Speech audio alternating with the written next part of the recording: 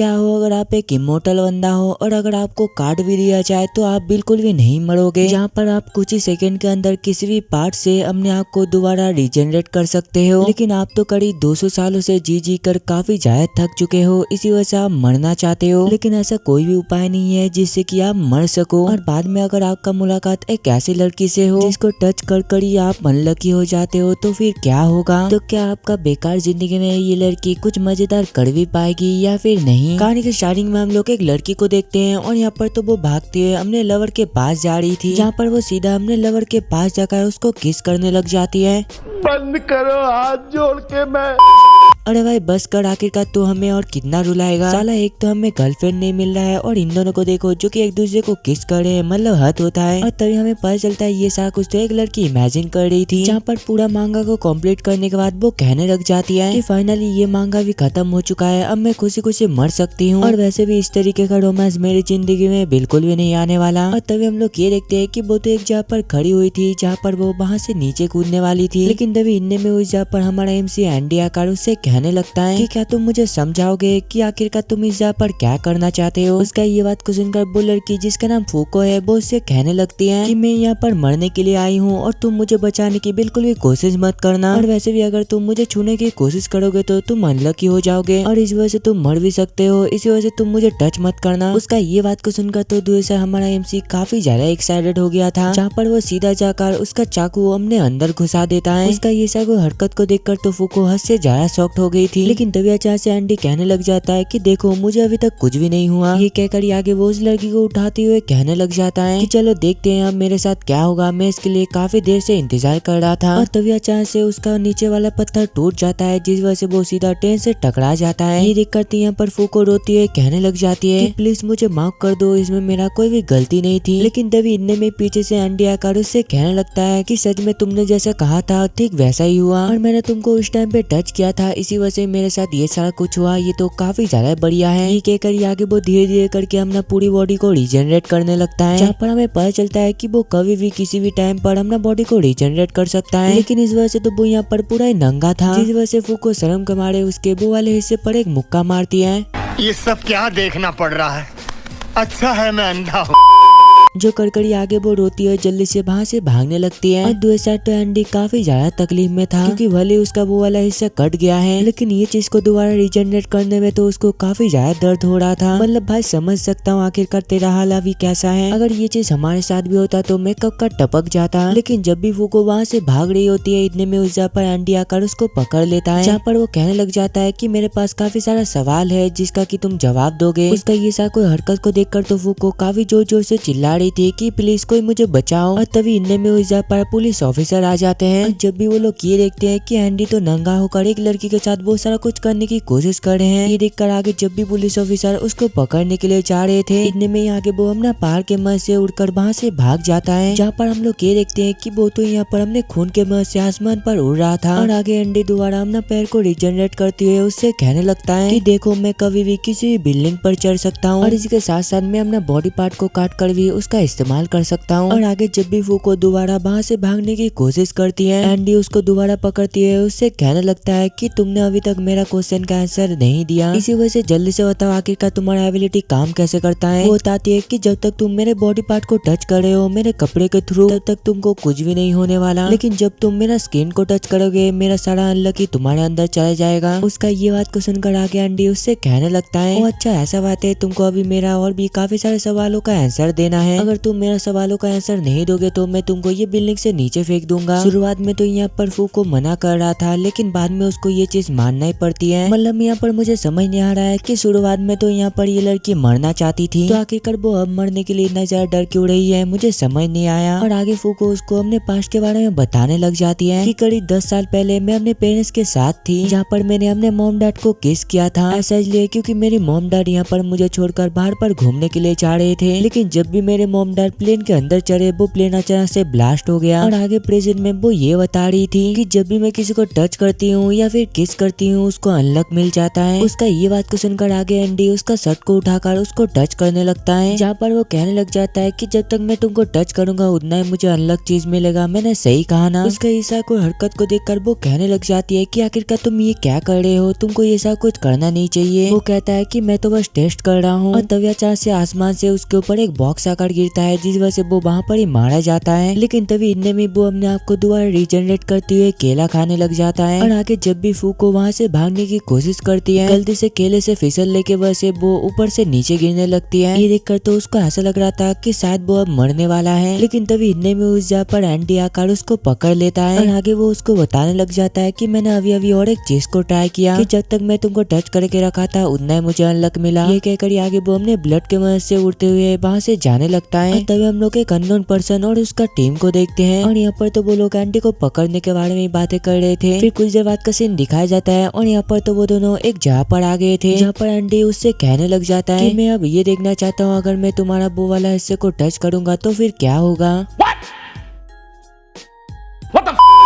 ये बताकर आगे वो जल्दी से उसका पीछा करने लगता है। और ऐसे पकड़म पकड़ाई खेलते हुए तो उसका टोपी खुल गया था, जहाँ पर हम लोग ये देखते हैं कि यहाँ पर तो फूको का बाल काफी ज्यादा लंबे थे। और यहाँ पर तो एंडी ने ये सब कुछ देख लिया था, जिस वजह से वो रोती हुए कहने लग जाती है कि आखिरकार तुमने मेरे बाल देख ही लिए, मैं तुमको ये दिखाना नहीं चाहती थी। और मेरा बाल इतना बड़ा इसलिए है क्योंकि कोई भी मुझे टच नहीं करता था, इसी वजह से मैं अपना बाल कभी भी काट ही नहीं पाई। उसका ये बात को सुनकर एंडी कहने लग जाता है वो अच्छा ऐसा बात है। ये कहकर आगे वो उसको पकड़ कर उससे कहने लगता है कि चलो अब मैं तुम्हारा बाल को काट देता हूँ। जहाँ पर वो कहने लग जाता है कि जब तक मैं तुमको टच कर रहा हूँ तब तक मेरे साथ कुछ भी नहीं होगा, और जब मैं तुमको छोड़ूंगा तभी मेरे साथ अलग चीजें होगा, इसी वजह से मुझे तुम्हारा बाल काटने दो। ये कहकर आगे वो अपने कैंची के मदद से उसका बाल को काट देता है। और आगे जब भी वो मिरर पे अपना बाल को देखता है वो तो यहाँ पर काफी ज्यादा खुश हो गई थी। और दूसरा हम लोग एंडी को देखते हैं जो कि कहने लग जाता है कि मैंने करीब तुमको 15 मिनट तक टच करके रखा था, इसी वजह से मैं देखना चाहता हूँ कि अब मेरे साथ क्या होता है। और तभी इनने में उसका गला धड़ से अलग हो जाता है। और तभी इनने में उस जगह पर कोई अननोन पर्सन आकर कहने लग जाता है कि फूको मुझे तुमसे मिलकर काफी ज्यादा खुशी हुई और तुम्हारा बहुत बहुत शुक्रिया इसको पकड़वाने के लिए। ये कहकर आगे वो उसका मुंडी को एक चीज के अंदर डाल देता है, जो करकड़ी वो कहने लग जाता है कि अब एंडी इसके अंदर बिल्कुल भी अपने आप को रिजनरेट नहीं कर सकता है। और इसी के साथ साथ हम तुम्हें भी ले जाने के लिए आए हैं, क्योंकि उसने जो कुछ भी हरकत किया है इसके बारे में हम लोग तुमसे इन्वेस्टिगेशन करना चाहते हैं। और हाँ, मैं तो तुमको अपने बारे में बताना भूल गया, हम लोग असल में नेगेटर्स हैं। और मुझे ये बताया जब तक मैं तुम्हारी स्किन को टच नहीं करता मैं अलग तब तक नहीं होने वाला। और इसी वजह से देखो मैंने ये ग्लव्स को पहना है। और वैसे भी तुम्हारा एबिलिटी काफी ज्यादा खतरनाक है, और इसी वजह से लोगों का जान लेने के लिए कोई भी तुम्हारा इस्तेमाल कर सकता है। और इसी वजह से तुम आज हमारे ही साथ चलोगे और तुमको कोई बचाने के लिए नहीं आएगा। जिस पर फूको कहने लग जाती है कि तुम मेरे साथ ये सब कुछ बिल्कुल भी नहीं कर सकते, और मुझे पक्का है कि नहीं एंडी मुझे बचाने के लिए जरूर आएगा। ये कहते कहते तो वो यहाँ पर काफी ज्यादा रो रही थी, और उसको रोता हुआ देखकर दूसरा एंडी उसका मजाक उड़ा रहा था। और तभी इतने में जो बंदे ने एंडी का सर को पकड़ के रखा था अचानक से उसके ऊपर एक लाइटिंग गिरता है, जिस वजह से वो वहाँ पर ही मारा जाता है। और इसी के साथ साथ तो वो बॉक्स भी खुल गया था, जिस वजह से एंडी जल्दी से बाहर आ जाता है। और तभी हमें पता चलता है कि आखिरकार ये सब कुछ कैसे हुआ। असल में 15 मिनट तक उसको टच करने की वजह से उसको ढेर सारा अनलक मिल गया था, और अब जाकर उसके ऊपर ये अटैक हुआ। और आगे एंडी जल्दी से अपने आप को रिजनरेट करते हुए उन लोगों के ऊपर अटैक करने वाला होता है, जहाँ पर वो अटैक करने से पहले अपने दिमाग से एक शॉट को बाहर निकाल देता है। इस वजह से तो यहाँ पर उसका बाल भी बड़ा बड़ा हो गया था, जहाँ पर वो कहने लग जाता है कि मैं असल में इतने सालों तक अपना एक्सपीरियंस को इसके अंदर बंद करके रखा था, लेकिन अब मैं तुम लोगों को बिल्कुल भी नहीं छोड़ने वाला। ये कहकर वो सीधा उन लोगों के ऊपर अटैक कर देता है, जहाँ पर हम लोग ये देखते हैं कि यहाँ पर तो एंडी एक एक करके उन लोगों को हराता जा रहा था। और आगे सबको हराने के बाद वो अपना शॉट दोबारा अपने माथे पर लगा देता है। और यहाँ पर एंडी को सही सलामत देखकर तो फूको काफी ज्यादा खुश हो गई थी, जहाँ पर एंडी उससे कहने लग जाता है कि जल्दी से तुम ये लड़की को छोड़ दो। लेकिन तभी इतने में वो बंदा उसके गले पर अपना शॉट रखते हुए कहने लग जाता है कि मुझे पहले से पता है कि तुम अपने आप को रिजनरेट कर सकते हो, लेकिन ये लड़की ऐसा बिल्कुल भी नहीं कर सकती। उसका ये बात को सुनकर एंडी जल्दी से अपना सिर को काटते हुए कहने लग जाता है कि तुम मेरा सिर को लेकर ये लड़की को जल्दी से छोड़ दो। और यहाँ पर तो उसको पहले से ही पता था कि फूको कैसे भी ना कैसे करके उसको बचा ही लेगा। और तभी इनने में फूको उसको धक्का मारती हुए सीधा एंडी की तरफ भागने लगती है, जहाँ पर वो सीधा जाकर एंडी के गाल पर एक किस करती है, जो कर वो कहने लग जाती है कि अब तुम्हारे ऊपर सबसे बड़ा अनलक आएगा। और आगे एंडी को जल्दी से वो बंदा पकड़ लेता है, जो देखकर फूको कहने लग जाती है कि अब तुम फंस गए, अब मेरा सबसे बड़ा अनलक तुम्हारे ऊपर गिरने ही वाला है। जो सुनकर एंडी जल्दी से अपना बॉडी को रिजेनरेट करके उसको पकड़ लेता है और दूसरी साइड तो फूको इस चीज का फायदा उठाकर वहाँ से भाग गई थी। और आगे हम लोग ये देखते हैं कि यहाँ पर एंडी तो वो बंदे को पकड़ कर रखा था और तभी इतने में ही आसमान से नीचे एक मीटेओर आकर गिरता है। इस वजह से तो एक ही सेकंड में वो जगह पूरी तरीके से तबाह हो गया था। और आगे सारा कुछ शांत होने के बाद एंडी बाहर निकल कर कहने लग जाता है कि क्या बात है, तुमने तो मुझे बचा ही लिया। और तभी हम लोग ये देखते हैं कि ब्लास्ट की वजह से तो उसका हालत काफी ज्यादा खराब हो गया था, लेकिन वो आगे दोबारा अपने आप को रिजेनरेट कर लेता है। और एंडी को यहाँ पर सही सलामत देखकर तो फूको भी काफी ज्यादा खुश थी। और आगे फूको उसको बताने लग जाती है कि जब मैंने तुमको किस किया था मेरे अंदर का काफी सारा अनलक तुम्हारे अंदर चला गया था, और अगर हम लोग एक दूसरे को प्यार करे और बहुत सारा कुछ भी करे तो आखिरकार क्या होगा। ये सोचकर तो वो यहाँ पर काफी ज्यादा शर्मा गई थी, जिस वजह से वो यहाँ से भागने लगती है। और उसको भागता हुआ देखकर आगे एंडी भी उसका पीछा करने लगता है, जहाँ पर हम लोग ये देखते हैं कि वो दोनों तो भागते हुए एक जगह पर चले गए थे, जहाँ पर फूको उससे कहने लग जाती है कि मुझे पता है कि तुम मेरे फायदा उठाकर मेरे ऊपर अनलक लाना चाहते हो, और मैं तुमको पहले ही बता देना चाहता हूँ अगर तुम ऐसा कुछ जबरदस्ती करोगे तो तुमको अनलक ज्यादा नहीं मिलेगा, लेकिन तुम अगर मेरे से प्यार कर कर मेरे अंदर फीलिंग को जगा दिया तो इससे तुमको हद से ज्यादा अनलक मिल जाएगा। क्योंकि जब मैंने एक दिन प्यार से अपने दादाजी को किस किया था वो उसी दिन टपक गए थे। उसका ये बात को सुनकर एंडी कहने लग जाता है तो फिर ठीक है, मैं यही करूंगा, मैं कुछ भी करके तुमको मेरे प्यार में पागल कर दूंगा और आगे फ्यूचर में जाकर हम लोग बहुत सारा कुछ भी करेंगे। उसका ये बात को सुनकर दूसरा फूको अपने मन में कहने लग जाती है कि फाइनली अभी के लिए तो मैं बच गई। और आगे एंडी फूको को अपने घर पर लेकर जाता है और वहाँ पर तो काफी ज्यादा गन रखा हुआ था, जहाँ पर एंडी उससे कहने लग जाता है कि यहाँ पर ही मैं तुमको प्रोटेक्ट करूंगा। ये कहकर आगे वो फूको को आर्मर, हेलमेट और काफी सारा चीज पहना देता है, जहाँ पर वो उससे कहने लग जाता है कि इससे तुमको कुछ भी नहीं होगा। और जैसे कल हमारे ऊपर अचानक से हमला हुआ था ठीक वैसे ही आज भी हमारे ऊपर हमला होने वाला है। ऐसा इसलिए है क्योंकि हम लोग कोई भी क्लैन से नहीं है, असल में हम लोग अनक्लैन के लोग हैं और सभी अनक्लैन वाले लोगों के ऊपर हमेशा नेगेटर्स हमला करते हैं। और नेगेटर्स वो लोग होते हैं जो कि इस दुनिया के सीट पर बैठे हुए हैं और उन लोगों के पास भी हमारे जैसा ही पावर है और हमारे बारे में उन लोगों को कुछ भी नहीं पता, इसी वजह से वो लोग हमें मारने के लिए निकलते हैं। और अगर ऐसा ही चलता रहा तो जिंदगी भर हम लोग को भागता रहना पड़ेगा। अब मैं तुमको पहले ही बता देना चाहता हूँ वो लोग काफी ज्यादा बुरे होते हैं। अगर वो लोगों ने तुमको पकड़ लिया तो वो लोग तुम्हारा उंगली को कट कर चेक करेंगे कि वो कटी हुई उंगली से अनलक होता है या फिर नहीं। और ये सारा कुछ मुझे इसलिए पता है क्योंकि पहले ही मैं इस चक्कर में फंस चुका हूँ। फिर अगली सीन में हम लोग एंडी को देखते हैं जो कि हमने बाइक के मदद से फूको को लेकर एक जगह पर जा रहा था, और उस जगह पर हम लोग फूको को देखते हैं जो कि काफी ज्यादा टेंशन में लग रही थी। ऐसा इसलिए है क्योंकि यहाँ पर तो एंडी लेट कर बाइक चला रहा था। उसको ये सब कुछ करते हुए देखकर फूको कहने लग जाती है कि फ्यूचर के बारे में सोचकर मुझे काफी ज्यादा डर लग रही है, इसी वजह से प्लीज कुछ करो। वो कहता है कि तुमको ज्यादा टेंशन लेने की जरूरत नहीं है, तुमको सही सलामत रखने का मेरा आइडिया है और बस तुम मेरे प्यार में पड़ जाओ। और तभी हम लोग इतने में आसमान पर देखते हैं जहाँ पर डायमेंशन को तोड़ते हुए दो बंदा बाहर निकलते हैं, जहाँ पर हमें पता चलता है कि वो दोनों ही असल में यूनियन से थे और यूनियन के लोग असल में वही लोग होते हैं जो कि इस दुनिया पर राज करते हैं। जहाँ पर उनमें से एक बंदा आकर सीधा उन दोनों के ऊपर अटैक कर देता है। इस वजह से तो यहाँ पर फूको काफी ज्यादा दूर जाकर गिरी थी। और दूसरे सामने एंडी को देखते हैं और यहाँ पर तो उसका हाल काफी ज्यादा खराब हो गया था। और ये देखकर जब भी फूको एंडी के पास जाने की कोशिश करती है वो तो यहाँ पर उल्टा भाग कर वो दूसरे बंदे के पास पहुँच गई थी, जहाँ पर हमें पता चलता है कि उसका नाम तो असल में सेन था। ये देखकर तो यहाँ पर फूको को समझ नहीं आ रही थी कि आखिरकार वो यहाँ पर कैसे आ गई। और आगे जब भी वो आगे जाने की कोशिश करती है यहाँ पर तो वो हिल भी नहीं पा रही थी। ये फंस गया सी है।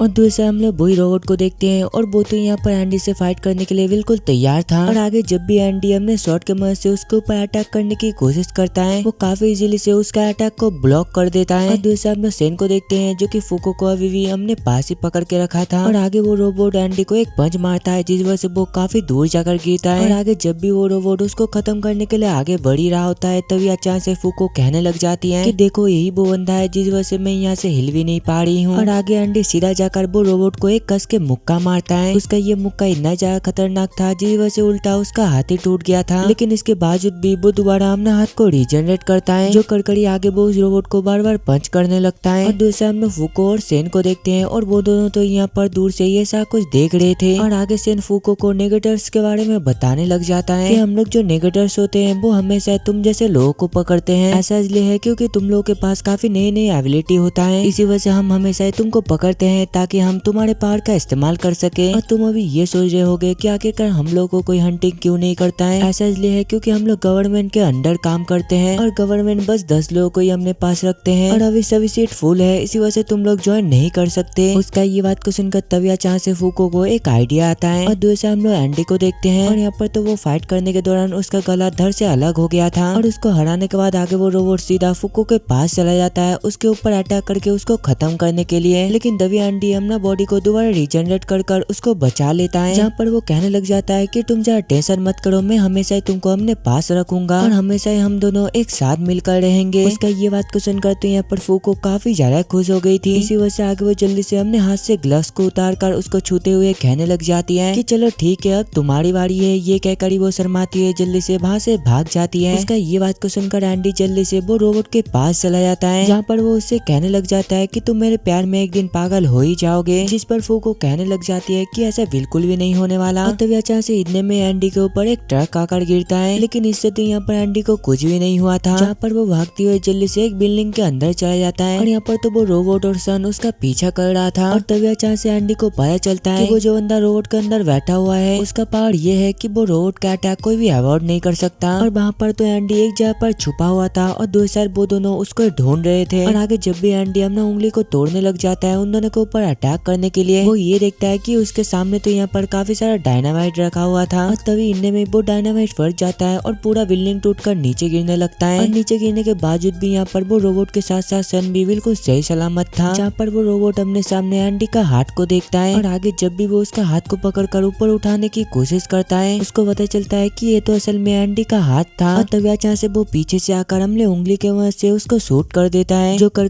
आगे वो उसको बताने लग जाता है कि शायद तुमको पता नहीं है मैं अपना बॉडी पार्ट को हथियार के तौर पर यूज कर सकता हूँ और इसी के साथ साथ 30 सेकंड बाद मेरा बॉडी पार्ट सारा कुछ गायब हो जाता है और उसके बाद ही मैं अपने आप को रिजनरेट कर सकता हूँ। और दूसरा हम लोग वो रोबोट को देखते हैं और यहाँ पर तो वो मर गया था, जो देखकर आगे एंडी कहने लग जाता है कि एक सीट तो खाली हो चुका है, अगर मैं तुमको भी खत्म कर दूं तो मेरे लिए और एक सीट हो जाएगा। इसके बाद मैं और फूको काफी आराम से यूनियन को ज्वाइन कर सकते हैं। सन कहता है कि प्लीज तुम मेरे ऊपर हमला मत करो, मैं तो एक जेंटलमैन हूँ और मैंने तुम्हारे ऊपर अटैक भी नहीं किया अभी तक। लेकिन यहाँ पर एंडी भी कहाँ ही मारने वाला था। तो जब भी हमने लेफ्ट साइड से उसके ऊपर अटैक करता है उसका अटैक तो यहाँ पर उसका राइट साइड पे जाकर लगा था। इसका ये पार्ट को देखकर एंडी कहने लग जाता है कि सच में तुम तो ग्रेट हो। ये कहकर जब भी वो जिस भी साइड से उसके ऊपर अटैक कर रहा था उल्टा तो यहाँ पर उसका अटैक दूसरे साइड से जाकर लग रहा था, जिस वजह से वो बार बार बच जा रहा था। और तभी इनमें में एंडी का शॉट को लेकर उस जगह पर फूको आ जाती है, जहाँ पर वो ये देखती है कि एंडी और सन तो एक दूसरे से हैंड टू हैंड फाइट कर रहे थे, जो देखकर आगे फूको जल्दी से वो शॉट को एंडी के तरफ फेंकती है और आगे एंडी भी वो शॉट को लेकर उसके ऊपर अटैक करने वाला होता है। लेकिन तभी अचानक से सन कहने लग जाता है कि रुक जाओ, कि तुम दोनों तो एक सीट को निकाल दिए हो, तो इसका मतलब ये है कि तुम दोनों में से एक बंदा यूनियन को ज्वाइन कर सकता है और इसी वजह से क्यों ना तुम दोनों एक दूसरे से डिसाइड कर लो कि आखिरकार कौन सीट पर जाकर बैठेगा और दूसरा बंदा हमारे जेल पर ज्वाइन कर सकता है। उसका ये बात को सुनकर एंडी कहने लग जाता है कि कुछ भी हो जाए फूको ही यूनियन को ज्वाइन करने वाला है और दूसरा मैं तुम्हारे साथ जेल पर जाऊंगा। उसका ये बात को सुनकर फूको कहने लग जाती है कि आखिरकार तुम ऐसा क्यों कर रहे हो, प्लीज ऐसा मत करो। एंडी कहता है कि तुम जरा टेंशन मत करो और वैसे भी मैं 200 सालों से जिंदा हूँ, इसी वजह से मैं जेल पर काफी आराम से रह लूंगा। दूसरा हम लोग सेन को देखते हैं जो कि बैठकर उन दोनों का बातों को सुन रहा था और यहाँ पर तो एंडी का ये सब कुछ बात को सुनकर फूको उसके प्यार में गिर चुकी थी। इसी वजह से आगे वो कहने लग जाती है कि अगर तुम ऐसा ही करने वाले हो तो मैं तुमको अपना खतरनाक अनलॉक दूंगा। ये कहकर ही आगे वो जल्दी से अपना शर्ट को उतारने लग जाती है और उसका ये सब कुछ हरकत को देखकर एंडी कहने लग जाता है कि नहीं तुमको ये सब कुछ करने की जरूरत नहीं है, मैं तुम्हारा फायदा बिल्कुल भी नहीं उठाने वाला। उन दोनों का ये सब कुछ बातें को सुनकर तो दूसरा सन काफी ज्यादा इम्प्रेस हो गया था, जहाँ पर वो कहने लग जाता है कि सच में तुम दोनों एक दूसरे के अलावा बिल्कुल भी रह नहीं सकते और इसी वजह से मैं नहीं चाहता कि तुम दोनों का रिलेशनशिप इस तरीके से खराब हो। इसी वजह से तुम दोनों प्लीज रुक जाओ। तुम दोनों एक काम करो, एंडी ने एक बंदे को मार तो दिया है और एक सीट पाने के लिए क्यों ना तुम दोनों यूनियन के और एक मेंबर को खत्म कर दो। मेरा एक दोस्त है और वो भी असल में यूनियन का मेंबर है और वो आज से कुछ दिनों बाद रशिया पे अपना मिशन कंप्लीट करने के लिए जाने वाली है, क्यों ना तुम दोनों जाकर उसको भी खत्म कर दो, इससे तुमको और एक सीट मिल जाएगा। और ये करने के बाद मैं अपने बॉस से बात कर लूंगा कि वो तुम दोनों को अपने साथ ले ले, इसी वजह से तुमको इसका टेंशन लेने की बिल्कुल भी जरूरत नहीं है। और ये कहकर आगे वो अपने पार के मदद से डायमेंशन को तोड़कर अंदर चला जाता है और उसके जाने के बाद एंडी उससे कहने लग जाता है कि तुम तो मुझे बचाने के चक्कर में पूरा ही पागल हो चुके थे और तुम उस टाइम पे मेरे साथ बहुत सारा कुछ करना चाहते थे, मैंने सही कहा ना। और वैसे भी मैंने तुमसे पहले ही कहा था कि मैं पहले तुमको अपने प्यार पे गिराऊंगा, उसके बाद ही हम दोनों दोनों बहुत सारा कुछ करेंगे और आगे वो दोनों जल्दी से रेडी हो जाते हैं रसिया पर जाने के लिए, जहाँ पर वो कहने लग जाता है कि रसिया पर मेरे काफी सारे दोस्त भी हैं। फिर अगली सीन में हम लोग को एक पास्ट का सीन दिखाया जाता है और यहाँ पर तो एंडी एक छोटी बच्ची के साथ जेल के अंदर बैठा हुआ था और आगे हमें आज का डेट के बारे में पता चलता है कि आज असल में 4 अगस्त 2020 है। और तभी हम लोग एक वैम्पायर लड़की को देखते हैं जो कि हमने स्क्रीन के वजह से कुछ कर रही थी। और दूसरा हम लोग एंडी को देखते हैं जो कि फूको के साथ एक बोट पे चढ़कर एक साल रसिया जा रहे थे, जहाँ पर एंडी उसको बताने लग जाता है कि आखिरकार वो लोग रसिया के अंदर कैसे घुसने वाले हैं। और आगे जब भी फूको वहाँ से भागने की कोशिश करती है एंडी जल्दी से उसका पैर को पकड़ लेता है। वो कहता है कि तुम यहाँ से बिल्कुल भी नहीं जा सकते और वैसे भी हम दोनों एक साथ काम करने वाले हैं। और तभी इतने में उसके ऊपर मिसाइल से अटैक होना स्टार्ट हो जाता है। ये देखकर तो यहाँ पर एंडी जान बचाकर वहाँ से भाग रहा था और तभी इतने में उस पर फाइटर जेट भी आ जाता है और उसके ऊपर हमला करने लगते हैं, जो देखकर आगे एंडी जल्दी से ग्रेनेड को पकड़कर अपने हाथ को काटकर जल्दी से वो उस फाइटर जेट के पास भेज देता है। और वो ग्रेनेड फटने के वजह से दो फाइटर जेट डिस्ट्रॉय हो गया था। जो कड़कड़ी आगे वो फूको से कहने लग जाता है कि जो लोगों ने आज हमारे ऊपर हमला किया था तुमने उन लोगों के ऊपर वो लोगों को देखा था, हमें बस उस जैसे दिखने वाले लोगों को ही खत्म करना है, क्योंकि काउंसिल के लोगों के पास ही असल में ये चीज होता है। और मैं बस यूनियन के 3 लोगों के बारे में ही जानता हूँ और उनमें से एक लड़की ने मुझे एक दिन हरा दिया था, इसी वजह से मैं ये चाहता हूँ कि रसिया पर वो लड़की ना हो। और तभी हम लोग दो साथ वो लड़की को देखते हैं जो कि एंडी को हरा दिया था, जहाँ पर वो अपना मेटेओर का इस्तेमाल करके एंडी के शिप के ऊपर बार बार अटैक की जा रही थी। और आगे ऐसे ही देखते देखते 5 अगस्त भी आ जाता है और उस जहाँ पर तो एंडी के साथ साथ फूको भी पानी पर डूब रहा था। इसी वजह से आगे एंडी सीधा जाकर फूको को बचाकर बाहर लेकर आता है और आगे होश आने के बाद फूको उससे कहने लग जाती है कि तुम्हारा बहुत बहुत शुक्रिया मेरा जान बचाने के लिए। लेकिन तभी इतने में उस जहाँ पर कुछ लोग आकर उसको पकड़ लेते हैं, जो देखकर आगे फूको एंडी से पूछने लग जाता है तो आखिरकार अभी हम लोग क्या करेंगे। वो कहता है कि तुमको ज्यादा टेंशन लेने की बिल्कुल भी जरूरत नहीं है, जब मैं तुमको पकड़ कर पानी से बाहर निकाल रहा था तब मैंने तुम्हारा बॉडी को टच कर लिया था और इसी वजह से अभी बस हम लोग को तुम्हारा अनलॉक का इंतजार करना पड़ेगा और जब भी तुम्हारा अनलॉक शुरू होगा इस चीज का फायदा उठाकर हम लोग यहाँ से भाग जाएंगे। और वो लोग इस तरीके से बातें कर ही रहे होते हैं तभी अचानक से वो फाइटर जेट के ऊपर अटैक हो जाता है, जिस वजह से वहाँ पर काफी बड़ा एक विस्फोट होता है। और आगे इस चीज का फायदा उठाकर वो दोनों एक फाइटर जेट के ऊपर बैठकर वहाँ से जल्दी से निकलने लगते हैं और आगे कुछ ही घंटे के अंदर वो लोग रसिया पर भी पहुंच जाते हैं। और ये फाइटर जेट को तो यहाँ पर एंडी को लैंड करवाना बिल्कुल भी नहीं आता था, इसी वजह से आगे एंडी फूको को पकड़कर फाइटर जेट से जंप मार देता है और आगे जब भी वो नीचे आकर उतरता है उसका तो हड्डी टूट गया था, लेकिन इसके बावजूद भी वो उछलते हुए उसको उठाकर यहाँ से ले जाने लगता है, जहाँ पर वो उससे कहने लग जाता है कि फाइनली हम लोग रसिया पर आ चुके हैं और अब तुम बिल्कुल फ्री हो, इसी वजह से तुम जाकर जल्दी से मजे करो, मैं तब तक अपने दोस्तों के पास जाकर उन लोगों से मिलकर आता हूँ। और आगे जब भी फूको थोड़ा सा आगे बढ़ती है वहाँ पर तो काफी सारे लोग थे और वो तो वहाँ पर काफी ज्यादा डर रही थी, ऐसा इसलिए क्योंकि उसको रसियन बोलना बिल्कुल भी नहीं आता। लेकिन तभी वो उस जहाँ पर एक लड़की को देखती है जो कि ड्राइंग बना रही थी, जहाँ पर हमें पता चलता है कि यही लड़की तो असल में वही लड़की थी जिसने की काफी सालों पहले एंडी को काफी बुरी तरीके से हराया था, जहाँ पर हमें पता चलता है कि वो लड़की का नाम तो असल में जीना है। मतलब इसका नाम को सुनकर पता चल ही रहा है कि उसने कैसे एंडी का जीना हराम कर दिया। और आगे जब भी उसको पता चलता है कि फूको को तो जापानीज आता है, वो जल्दी से उसके पास जाकर उसको ड्राइंग करने के लिए कहती है और यहाँ पर तो फूको भी ये करने के लिए मान गया था। और आगे देखते देखते शाम हो जाता है, जहाँ पर ड्राइंग खत्म करने के बाद जीना उससे कहने लग जाती है कि सच में तुम कितना ज्यादा परफेक्ट हो, तुम क्यूट के साथ साथ काफी ज्यादा अच्छे हो और इसी के साथ साथ तुम ड्राइंग भी काफी अच्छे तरीके से बना लेते हो। और आगे जब भी रात में जीना उसका पिक्चर को देखने के लिए जाती है, यहाँ पर तो फूको वो पिक्चर उसको दिखाना नहीं चाहती थी, लेकिन बार बार जीना के कहने पर उसको भी ये मानना ही पड़ता है। जहाँ पर हम लोग ये देखते हैं कि यहाँ पर तो फूको ने मून का पिक्चर को बनाया था और आगे फूको उसको ये पिक्चर के बारे में सारा कुछ बताने लग जाती है। उसका ये सारा कुछ बातें को सुनकर वो कहने लग जाती है कि सच में ये काफी ज्यादा अच्छी है। और आगे जीना उससे कहने लग जाती है कि जल्दी से तुम अपने जिंदगी के बारे में बताओ। वो बताती है कि मैं असल में कुछ दिन पहले एक ऐसा बंदे से मिला जिस वजह से मेरा जिंदगी एक ही झटके में चेंज हो गई और आज असल में मैं उसके साथ रसिया पर आई हूँ, जहाँ पर मैं बस वो पर्सन को बस दोस्त की तरह मानता हूँ। उसका ये बात को सुनकर जीना कहने लग जाती है कि सच में तुम्हारा स्टोरी काफी ज्यादा अच्छी है। ये कहकर आगे वो अपने पार के मुंह से पानी के ऊपर चलने लगती है और थोड़ा सा आगे जाने के बाद वो पानी का एक लेयर बनाती है, उससे कहने लगती है कि तुम रसिया पर जिसको ढूंढने के लिए आए हो असल में मैं वही हूँ। उसका ये बात को सुनकर तो फूको काफी ज्यादा टेंशन में आ गई थी और तभी इनने में उस जगह पर एंडी आकर सीधा जीना के ऊपर अटैक कर देता है, लेकिन यहाँ पर तो जीना ने उल्टा ही उसके ऊपर अटैक करके उसको साइड कर दिया था और आगे नीचे गिरते हुए वो कहने लग जाता है कि जीना आखिरकार तुम कैसे हो, 50 साल पहले मेरा जीना हराम करने के बाद तुम इस जगह पर आ गए जीना। और आगे उसके बारे में पूछने पर एंडी उसको बताने लगता है कि असल में वही लड़की है जो कि 50 साल पहले मुझे कैद कर लिया था। और तभी जीना हमने पहाड़ के वजह से नीचे सीढ़ी बनाते हुए नीचे उतरने लगती है, जहाँ पर वो उससे पूछने लग जाती है कि एंडी आखिरकार तुम कैसे हो। और दूर से हम लोग सेन को देखते हैं जो कि अपने मेट के साथ एक रूम पर प्रार्थना कर रहा था, लेकिन यहाँ पर तो वो प्रे करने के अलावा कुछ और ही चीज कर रहा था, जहाँ पर वो उसको बताने लग जाता है कि आखिरकार उसने कैसे एंडी के साथ फाइट किया। और दूर से हम लोग एंडी को देखते हैं और यहाँ पर तो वो जीना के साथ फाइट करने के लिए बिल्कुल तैयार था, लेकिन दव्या से जीना एंडी के पास जाने लग जाती है उसको हक करने के लिए। उसको ऐसा करते हुए देखकर एंडी उसको जल्दी से रोकते हुए कहने लगता है कि तुमने इसी तरीके से 50 साल पहले भी मुझे फंसाया था और अब की बार मैं तुम्हारे जाल पर बिल्कुल भी नहीं फंसने वाला। लेकिन दव्या से जीना हमने उनमें कहने लग जाती है कि क्या एंडी इस लड़की को पसंद करती है, और दूसरा मैं जो कि एंडी को काफी ज्यादा पसंद करती हूँ। इसी वजह से जीना उससे कहने लग जाती है कि फूको तुम हम दोनों के बीच में आ रहे हो और एंडी बस मेरा है, इसी वजह से तुम मुझसे दूर हो जाओ। और उसका ये बात को सुनकर दूसरा फूको को भी समझ आ गया था कि वो एंडी को काफी ज्यादा पसंद करती है। और तभी जीना उसको चैलेंज करते हुए कहने लग जाती है कि तुम आज से मेरे दुश्मन हो और चलो हम दोनों एक दूसरे से फाइट करते हैं और इसमें जो भी जीतेगा वो एंडी को यहाँ से लेकर जाएगा। और तभी हमें पता चलता है कि उसने असल में एंडी को जेल पर बंद किया था। जो बताती है वो कहने लग जाती है कि उसी टाइम पे मुझे एंडी काफी ज्यादा पसंद आ गई थी और मैं हमेशा से ये चाहती थी कि हम दोनों दोबारा रीमैच करें। और वैसे भी एंडी ने मुझसे कहा था कि वो भी मुझसे काफी ज्यादा प्यार करता है, जिस पर वो कहने लग जाता है कि मैं तो बस उस टाइम पे मजाक कर रहा था। ये कहकर ही आगे वो अपने ग्रेनेड से उसके ऊपर अटैक कर देता है। ये विस्फोट के वजह से तो दूसरा एंडी को ऐसा लग रहा था कि शायद वो मारी गई, लेकिन तभी हम लोग ये देखते हैं कि यहाँ पर तो जीना को कुछ भी नहीं हुआ था, जहाँ पर वो कहने लग जाती है कि प्लीज तुम मेरे ऊपर हमला मत करो और वैसे भी तुमको पता ही होगा कि तुम्हारे ये फालतू का अटैक से मुझे कुछ भी नहीं होने वाला। ये कहकर आगे वो एंडी की तरफ बढ़ने लगती है। उसको क्लोज आता हुआ देखकर आगे एंडी भी सीधा हमने शॉट की मदद से उसके ऊपर अटैक कर देता है, लेकिन यहाँ पर तो जीना हमने पार की मदद से उसका अटैक को काफी इजीली रोक दिया था। जो देखकर आगे एंडी अपना पैर को काट कर जल्दी से रॉकेट की तरह उड़ते हुए वहाँ से भागने लगता है। और आगे एक सेफ जगह पर जाने के बाद फूको उससे पूछने लग जाती है कि आखिरकार तुम्हारा दोस्त कहाँ पर गए। वो बताता है कि असल में मेरा दोस्त कब का मर चुके हैं, इसी वजह से हमें अकेले इसको संभालना पड़ेगा। और तभी अचानक से जीना दूसरे हमने पार के मदद से लेके थोड़ा सा हिस्से को ऊपर उठा लेता है। देखकर एंडी जल्दी से हमने ग्रेनेड के मदद से उसके ऊपर अटैक कर देता है, लेकिन दूसरा जीना भी थोड़ी ना कम थी, वो हमने शॉट के मदद से काफी इजीली उसके अटैक को रोक लेती है। ये देखकर एंडी जल्दी से फूको को बताने लग जाता है कि इसके पास जो एबिलिटी है इसके मदद से वो किसी भी जगह पर बैरियर को बना सकता है, और असल में वो भी हमने बैरियर के अंदर घुस कर बैठा हुआ है। अगर मैं उसके ऊपर अटैक भी करूंगा तो इससे कुछ भी फायदा नहीं होगा, और अगर हमें जीना को हराना ही है तो सबसे पहले हमें उसके बैरियर के अंदर घुसना पड़ेगा। और तभी अचानक से जीना एंडी से पूछने लग जाती है कि आखिरकार फूको मेरी वो अटैक से कैसे बच गई, क्योंकि जब मैंने सैटेलाइट के मदद से तुम लोगों के ऊपर अटैक किया था तब तो इसको मर जाना चाहिए था। एंडी कहता है कि इसको मैंने ही बचाया है, इसी वजह से तुमको दिमाग लड़ाने की बिल्कुल भी जरूरत नहीं है। उसका ये बात को सुनकर तो जीना काफी ज्यादा गुस्से में आ गई थी, ऐसा इसलिए क्योंकि वो फूको का कुछ ज्यादा ही साथ दे रहा है। और दूसरा हम लोग एंडी को देखते हैं जो कि जल्दी से एक ग्रेनेड को मुंह पे घुसा लेता है, जो करकड़ी आगे वो अपना गला को काटते हुए ऊपर फेंक देता है, जो करने के साथ ही साथ वो जल्दी से रीजनरेट होता है और इतने में वहाँ पर एक ब्लास्ट होता है। इस वजह से तो वहाँ पर उसका खून बारिश की तरह नीचे गिर रहा था, जो करकड़ी आगे एंडी कहने लग जाता है कि इसके मदद से मुझे काफी इजीली पता चल जाएगा कि आखिरकार तुम्हारा इनविजिबल वो हैंड कहाँ पर है, और इसी के साथ साथ मैं तुम्हारा बैरियर भी देख सकता हूँ। और आगे उसके मुंडी नीचे गिरे इससे पहले फूको जाकर उसको पकड़ लेती है, और तभी इनने में वो अपने आप को दोबारा रीजनरेट कर लेता है, जहाँ पर हम लोग ये देखते हैं कि फूको तो उससे कुछ ज्यादा चिपक कर बैठी हुई थी, और इसी वजह से तो वो उसका काफी ज्यादा अनलग लेते जा रहा था। और उन दोनों को इतना चिपकते हुए देखकर जीना कहने लग जाती है कि आखिरकार तुम दोनों इतना ज्यादा क्लोज क्यों हो, मैं तुमको बिल्कुल भी नहीं छोड़ूंगी फूको। और आगे वो बताने लग जाती है कि मेरा असली एबिलिटी का नाम है अनचेंज, इसी वजह से मैं कभी जन्म पर भी चेंज नहीं हो सकती, और इसी वजह से ही तो वो 50 साल होने के बावजूद भी इतना ज्यादा ब्यूटीफुल है। उसका ये बात को सुनकर दूसरा एंडी उसको रोस्ट मारते हुए कहने लग जाता है कि तुम अभी ब्यूटीफुल नहीं बल्कि तो तुम एक डायन लग रहे हो।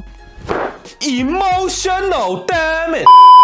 उसका ये बात को सुनकर तो यहाँ पर जीना काफी ज्यादा गुस्से में आ गई थी, जिस वजह से वो जल्दी से अपने पार को अनलिस्ट कर देती है। उसको ऐसा करते हुए देखकर तो दूसरा एंडी उड़ते हुए वहाँ से भाग रहा था, जो देखकर आगे जीना भी उसके पीछे जाने लगती है, जहाँ पर हम लोग ये देखते हैं कि उसके ब्लड के वजह से तो यहाँ पर उसका बैरियर साफ साफ दिखाई दे रहा था, जो देखकर आगे एंडी जल्दी से फूको को हक करते हुए कहने लग जाता है कि जल्दी से तुम अपना बॉडी पार्ट मुझे टच करने दो, इससे मुझे ढेर सारा अनलग मिल जाएगा, और आगे इसके मदद से मैं उसके ऊपर अटैक करने के लिए जाऊंगा। और कुछ देर बाद वो उससे कहने लग जाता है कि ये इनफ है, अब मैं उसके पास जाकर सीधा उसके ऊपर अटैक कर सकता हूँ। लेकिन तभी अचानक से जीना हमने लेजर के मदद से उसके ऊपर बार बार अटैक करने लग जाती है, जहाँ पर हमें पता चलता है कि वो तो ये को सैटेलाइट के मदद से कर रहा था। और आगे जब भी वो लोग वहाँ से निकलने की कोशिश करते हैं, वो लोग ये देखते हैं कि उसके सामने तो एक शिप आ गया था, और वो शिप के ऊपर तो यहाँ पर नेगेटर्स का लोगो था। और तभी हमें पास्ट का एक सीन दिखाया जाता है, जहाँ पर एंडी ने जीना से ये कहा था कि मैं ही वो पर्सन होऊंगा जो कि फ्यूचर में जाकर तुमको खत्म करेगा। इसी वजह से अभी जीना भी ठीक यही चाहती है कि एंडी वो पर्सन हो जो कि उसको पूरी तरीके से खत्म करे। और आगे जीना हमने हैट के मदद से सीधा उसके ऊपर अटैक कर देती है, लेकिन यहाँ पर एंडी ने तो हमने शॉट के मदद से उसका अटैक को रोक कर रखा था, और वो तो यहाँ पर ज्यादा देर तक ही अटैक को रोक नहीं सकता था। इसी वजह से आगे वो जल्दी से अपना पैर को काट कर डायरेक्शन को चेंज कर लेता है, और पूरा टाइम तो यहाँ पर फूको बस उससे चिपकी हुई थी। और आगे एंडी कहने लग जाता है कि अब मैं पूरी तरीके से तैयार हूँ तुम्हारे ऊपर अटैक करने के लिए। ये कहकर आगे वो हमने फुल स्पीड के साथ उसके ऊपर अटैक करने के लिए चला जाता है, जहाँ पर हम लोग ये देखते हैं कि वो तो जीना के सभी हैंड से बचते हुए उसके पास ही जा रहा था। और आगे उसके पास पहुंचने के बाद जल्दी से अपना बॉडी पार्ट को काट लेता है। इस वजह से तो यहाँ पर उसका पूरा खून उसके ऊपर गिर गया था, जिस वजह से तो यहाँ पर एंडी को उसका बैरियर साफ साफ दिखाई दे रहा था, जहाँ पर वो लोग ये देखते हैं कि उस बैरियर पर तो एक छेद है, जो देखकर आगे फूको जल्दी से उसका गर्दन को पकड़कर उसके तरफ फेंक देता है। और उसके अंदर पहुंचने के बाद आगे एंडी उससे कहने लग जाता है कि अब तुम और मैं इस बैरियर के अंदर फंसे हुए हैं, और भले मैं तुमको अभी बाहर से अटैक नहीं कर सकता, लेकिन फूको के अनलक के वजह से मैं तुम्हारे ऊपर अटैक काफी इजीली से कर सकता हूँ। और तभी इतने में उस जगह पर वो शिप से एक लेजर बीम निकलता है, और वो शिप का ये लेजर बीम इतना ही ज्यादा खतरनाक था जिस वजह से तो वो दोनों ही खत्म हो गए थे। फिर कुछ देर बाद का सीन दिखाया जाता है, जहाँ पर फूको तो थोड़ा सा दुखी लग रही थी, जहाँ पर हम लोग ये देखते हैं कि जीना का पूरा बॉडी तो ऑटोमेटिकली रिजेनरेट हो रहा था, जो देखकर आगे एंडी अपना हाथ को काट कर उसके सीने के ऊपर रखते हुए कहने लग जाता है कि अब मैं तुमको खत्म करने वाला हूँ। जिस पर जीना कहने लग जाती है कि थैंक यू सो मच, मैं भी यही चाहती थी कि तुम ही मुझे खत्म करो। और आगे एंडी उसको खत्म करे इससे पहले उस जगह पर फूको आकर उसको रोक लेती है, और आगे एंडी उससे कहने लग जाता है कि ठीक है मैं तुमको खत्म नहीं करूंगा, लेकिन तुम थोड़ी देर बाद ही ऑटोमेटिकली मारे जाओगे। जीना कहती है कि तुम्हारा बहुत बहुत शुक्रिया, मैं तुम्हारे हाथ से ही मरना चाहती थी, और वैसे भी अगर मैं सच कहूँ तो मैं बचपन से ही तुमको काफी ज्यादा पसंद करती थी। उसका ये बात को सुनकर तो दूसरा फूको काफी ज्यादा उदास हो गई थी, जहाँ पर जीना कहने लग जाती है कि मैं बस चेंज चाहती थी, और भले ही मेरा एबिलिटी अनचेंज है लेकिन फिर भी मैं चेंज चाहती थी। ये कहकर आगे वो अपने आप को खत्म करे इससे पहले एंडी सीधा जाकर उसको एक किस करता है, जहाँ पर वो उससे कहने लग जाता है कि तुम कैसे भी दिखो, तुम हमेशा ही मेरे लिए ब्यूटीफुल हो और ब्यूटीफुल रहोगे। उसका ये बात को सुनकर तो यहाँ पर जीना भी काफी ज्यादा खुश हो गई थी, और आगे इसी तरीके से वो वहाँ पर ही खत्म हो जाती है। फिर अगली सीन में हम लोग ये देखते हैं कि यहाँ पर तो फूको काफी ज्यादा रो रही थी, ऐसा इसलिए क्योंकि अब तो जीना इस दुनिया पर नहीं रही, और भले ही वो उसका दुश्मन था लेकिन इसी के साथ साथ वो उसका दोस्त भी था। फिर कुछ देर बाद का सीन दिखाया जाता है, जहाँ पर एंडी को अचानक से याद आता है कि जीना असल में काफी सालों पहले उससे एक वादा करवाया था कि वो असल में मरना एंडी के हाथ से ही चाहती है। इसके बारे में सोचकर तो यहाँ पर एंडी काफी ज्यादा खुश हो गया था, क्योंकि उस टाइम पे एंडी ने उसको ये बताया था कि जब भी वो फ्री हो जाएगा वो उसके ऊपर अटैक कर अचानक से उसको खत्म कर देगा। तो इसका मतलब जीना भी इतने सालों से उसके लिए इंतजार कर रही थी। और आगे एंडी उससे कहने लग जाता है कि भले ही हम लोग यहाँ पर बैठकर जूस पी रहे हैं, लेकिन हमें काफी जल्दी बुला लिया जाएगा क्योंकि हम लोगों ने 2 सीट को खाली कर दिया है। और तभी इनने में उस जगह पर उन लोग का ऊपर का डायमेंशन टूट जाता है, और तभी अचानक से उसके अंदर से एक मॉन्स्टर निकलकर उन दोनों को पकड़ते हुए एक जगह पर लेकर जाने लगता है, जहाँ पर वो मॉन्स्टर उन दोनों को लेकर वो यूनियन वाली जगह पर फेंक देता है। और आसमान से नीचे गिरते हुए देखकर एंडी काफी एक्साइटेड होकर कहने लग जाता है, लगता है अब मेरा काफी खतरनाक एक एंट्री होने वाला है। ये कहकर आगे वो हमने उंगलियों को काट कर सीधा सभी के ऊपर अटैक कर देता है, लेकिन यहाँ पर वो लोग भी थोड़ी ना कम थे, वो लोग बिना कुछ करे उसका अटैक को काफी इजीली से रोक लेते हैं। और इसी के साथ ही साथ आगे आंटी हमने सीट पे जाकर बैठ जाता है, और उन दोनों के आने के बाद जूज नाम की एक लड़की उन दोनों को वेलकम करती है, जहाँ पर वो कहने लग जाती है कि अब तुम लोग हमारी यूनियन पर ज्वाइन हो चुके हो। और आगे सभी एक एक करके अपना इंट्रोडक्शन देने लगते हैं, और आगे इंट्रोडक्शन खत्म होने के बाद टाटियाना नाम का एक रोबोट सीधा एंडी के ऊपर हमला कर देता है, जहाँ पर वो उसे कहने लग जाता है कि आखिरकार तुम्हारा हिम्मत कैसे हुआ जीना को खत्म करने की। उसका ये बात को सुनकर तो यहाँ पर एंडी भी लड़ने के लिए बिल्कुल तैयार हो गया था, और वो लोग एक दूसरे से फाइट करे इससे पहले जूज अपना पावर का इस्तेमाल करते हुए कहने लग जाती है, अगर तुम लोग यहाँ पर फाइट करना शुरू किए तो तुम अपना टीममेट को ही खो दोगे। जहाँ पर हम लोग ये देखते हैं कि उसकी पावर के वजह से तो एंडी फोको के ऊपर अटैक करने वाला था, और दूसरी साइड तो बोरोबोर्ड अपना टीममेट अल्फ्रेड के ऊपर अटैक करने वाला था। और तभी एंडी कहने लग जाता है कि चलो ठीक है मैं तुम लोग से माफी मांगता हूँ, जो सुनकर आगे जूज भी हमने पावर को ऑफ कर देती है। फिर हमें डायरेक्ट अगस्त का 6 तारीख का सीन दिखाया जाता है, और यहाँ पर तो वो लोग एक साथ बैठकर एक दूसरे से बातें कर रहे थे, और तभी इतने में उस जगह पर एक बुक जैसा दिखने वाला एक बंदा आ जाता है, जहाँ पर हमें पता चलता है कि ये बंदा तो असल में एक आर्टिफैक्ट था। जहाँ पर वो आने के साथ ही साथ से कहने लग जाता है कि फाइनली मैं तुम लोगों के लिए नया नया क्वेस्ट लेकर आ चुका हूँ और आज मैं तुम लोग को इस दुनिया का सबसे खतरनाक